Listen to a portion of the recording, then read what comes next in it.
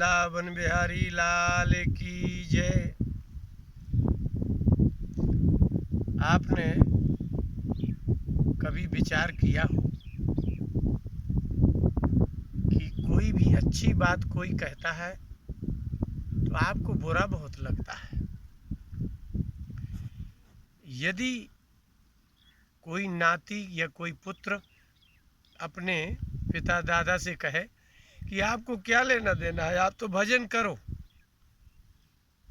तो दादाजी पिताजी नाराज हो जाते हैं।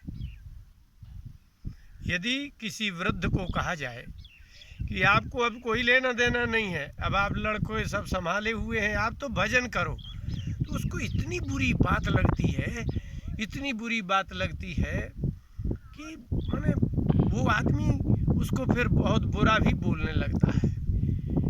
ये अकल्याण का कारण है।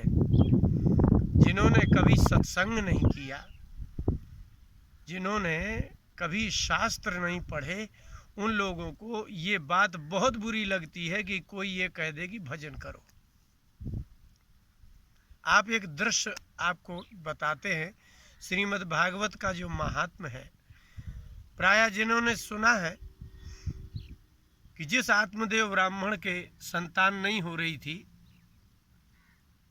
लेकिन एक महात्मा की कृपा से, एक फल से एक संतान हुई, लेकिन वो फल उनकी पत्नी ने गाय को खिला दिया, और वो जो धुंधकारी था वो तो उनकी बहन का पुत्र था। बड़ी योजना से उसको रखा गया।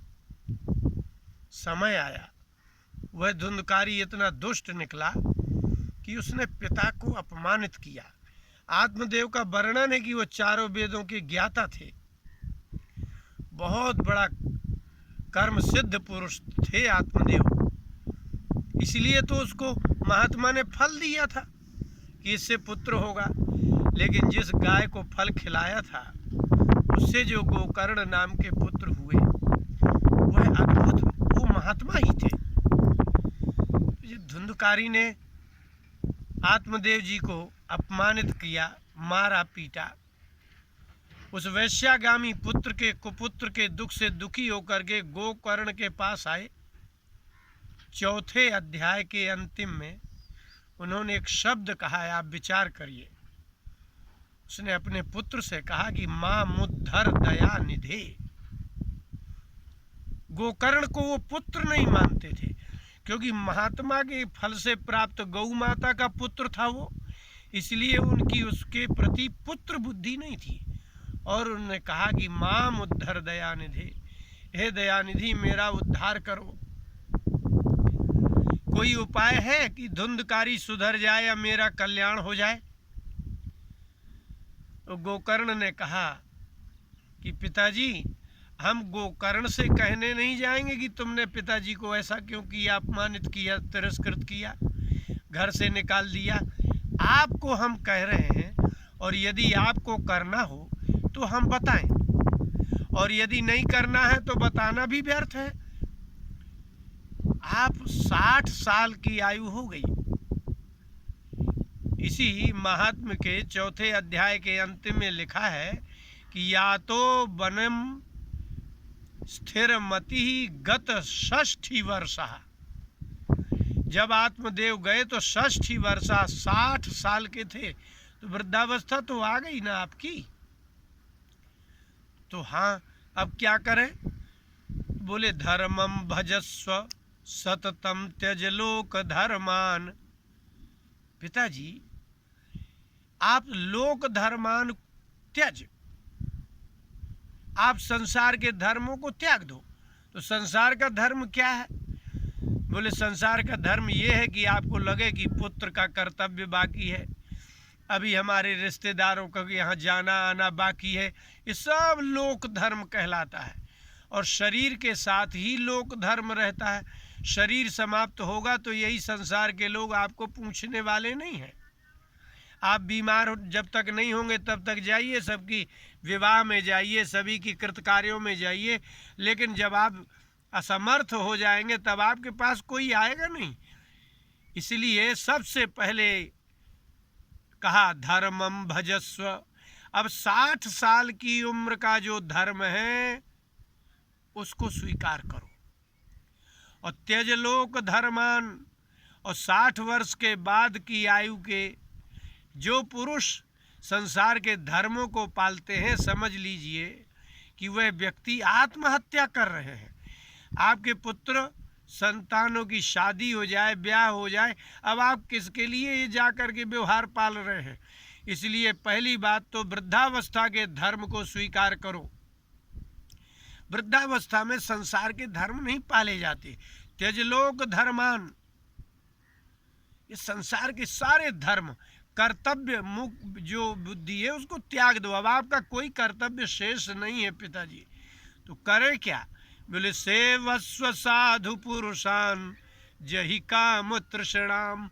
एक आधे श्लोक में दो दो काम बताए हैं गोकर्ण जी ने।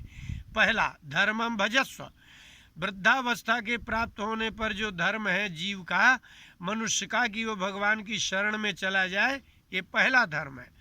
फिर दूसरा, त्यजलोक धर्मान, संसार के धर्मों को छोड़ो, ये आधे पद में हो गया। अब दूसरा चरण देखिए, सेवस्व साधु पुरुषान। आपने कभी सेवा की है? ये भी एक बहुत बड़ी बात है। ब्राह्मण कितना भी बड़ा विद्वान हो, लेकिन गुरु की सेवा से हो सकता है कि वो विद्वान हुआ हो, लेकिन उसने किसी श्रेष्ठ पुरुष की सेवा नहीं की होगी विद्वान होने के बाद। विद्वान होने के बाद लोगों को सेवा करना नहीं आती है। वैष्णवों में ये बहुत अच्छी परंपरा है कि वह कितनी भी आयु के हो जाएं, सभी संत जनों की सेवा करते हैं। इसलिए आप साधु पुरुषान सेवस्व, अब आप जाओ, घर छोड़ दो और साधु पुरुष जो श्रेष्ठ पुरुष हों उनको जा कर के सेवन करो। जैसे कोई कहते हैं इस औषधि का सेवन किया जाए, तो संसार के काम क्रोध लोभ मोह ईर्ष्या द्वेष आदि रोगों को नाश करने के लिए ये साधु पुरुषों की सेवा औषधि है। लेकिन उसमें भी एक शर्त है, जहि काम तृष्णाम। लेकिन अभी कोई कामना नहीं होना चाहिए आपकी कि जा कर के आप महात्माओं के यहाँ सेवा करो, मुमुक्षु बन करके संसार से मुक्ति के लिए आप महात्मा हो जाओ, लेकिन आपकी कामना अभी घर में ही रखी हो लौटने की नहीं। इसलिए काम तृष्णान, जो कामना है, जो तृष्णा है, उसको मारना होगा आपको, नहीं तो आप घर छोड़ के चले भी जाएंगे तो लौट के आ जाएंगे। जो लोग महात्मा बन के चले जाते हैं और दोबारा लौट आते हैं, उसका कारण उसकी कामना है, उसका कारण उसकी तृष्णा है। फिर ये धुंधकारी के विषय में, संसार के विषय में चर्चा ही नहीं करना। महात्मा के पास रहना चाहिए तो संसार की चर्चा नहीं करना चाहिए। अब देखिए, अन्यस्य दोष गुण चिंतन माशु मुक्त्वा।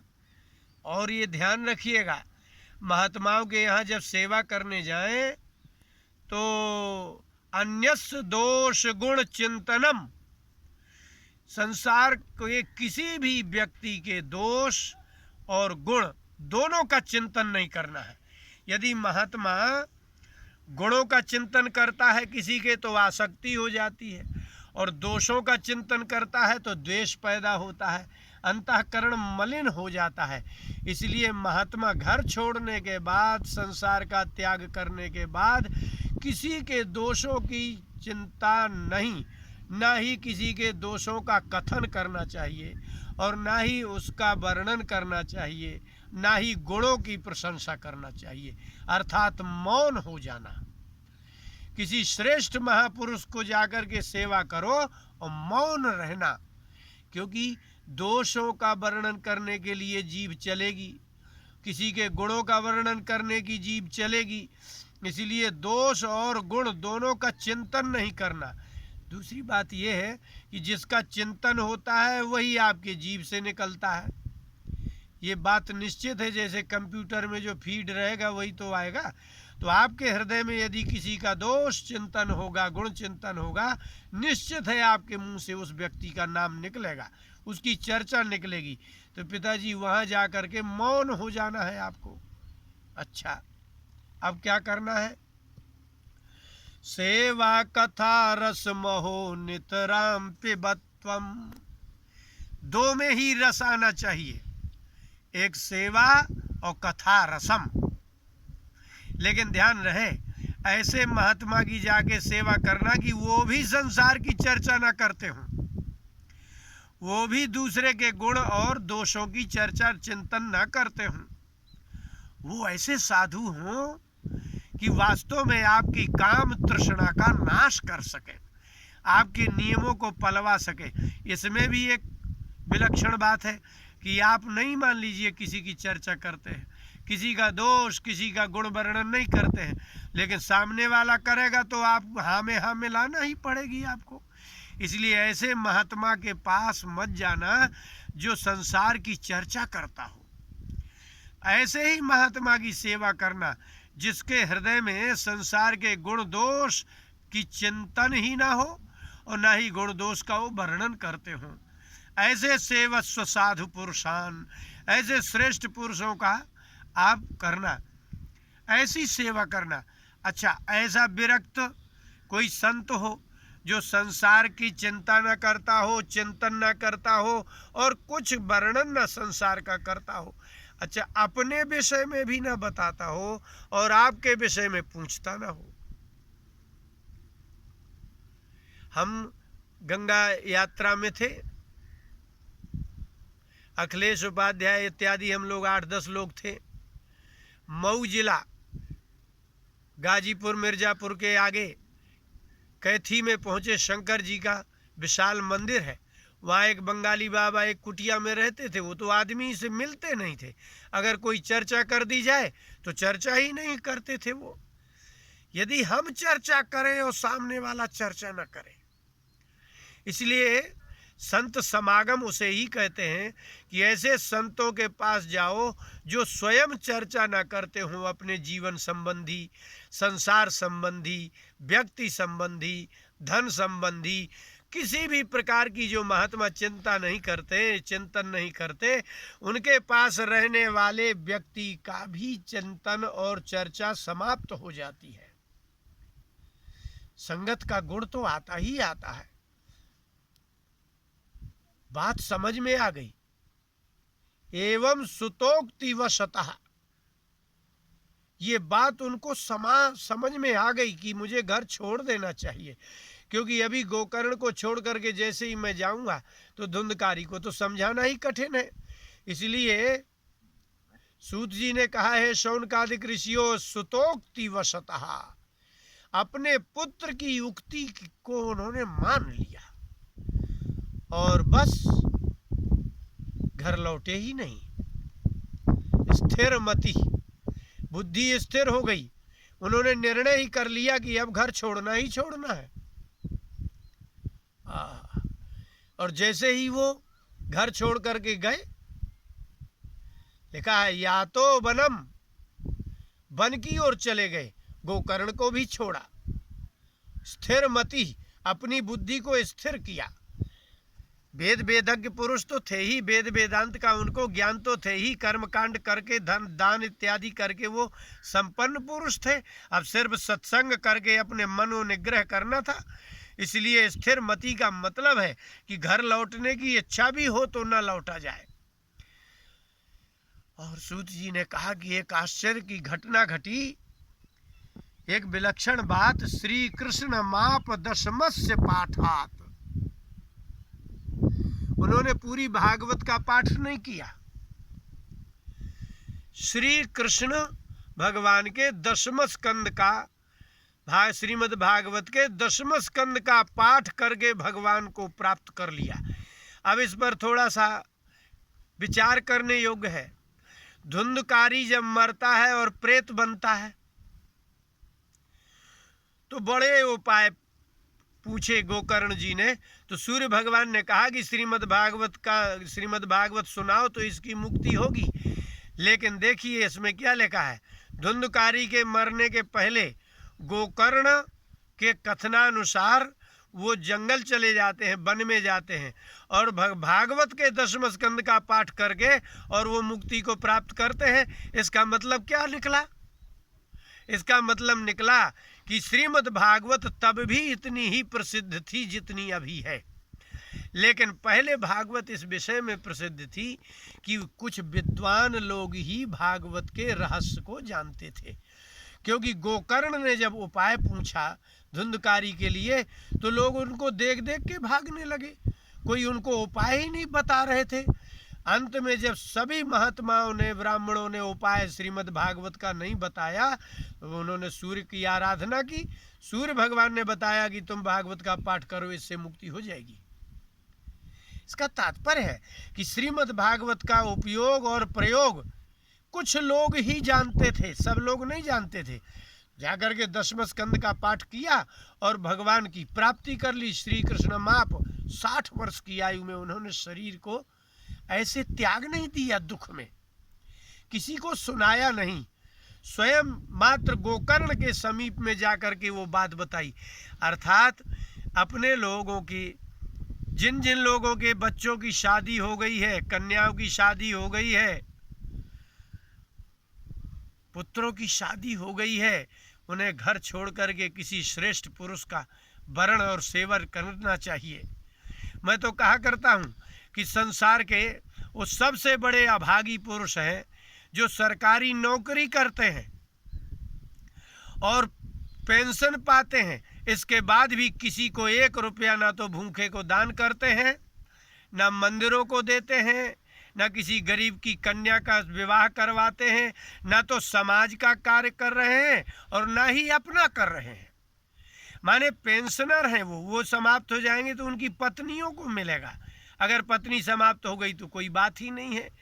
तो मैं तो कहा करता हूँ सरकार का नौकर जो बना है, सरकारी ऑफिसर नौकर, उसको पेंशन मिलती है, लेकिन वो अभागी पुरुष है जिसने उस धन का उपयोग श्रेष्ठ कामों में नहीं किया, दान में नहीं किया, उदारता में नहीं किया, न किसी श्रेष्ठ पुरुषों का शरण ग्रहण की, ना ही कभी भागवत आदि का अध्ययन किया, न कभी सत्संग किया, न कभी मंदिरों में गए। ऐसे आदमी को अभागी नहीं कहेंगे तो किसको कहेंगे?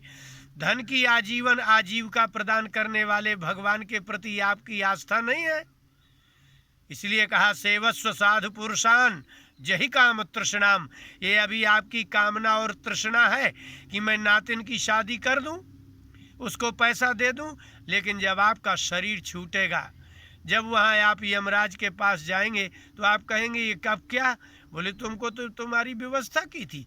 तो पूर्व जन्म के पुण्यों के प्रभाव से इस जन्म की आजीवन आजीविका की सुरक्षा प्राप्त होती है, लेकिन इस जन्म में यदि आपने उस धन का और शरीर का उपयोग नहीं किया तो आने वाला जन्म निश्चित ही सुधरने वाला जन्म नहीं है।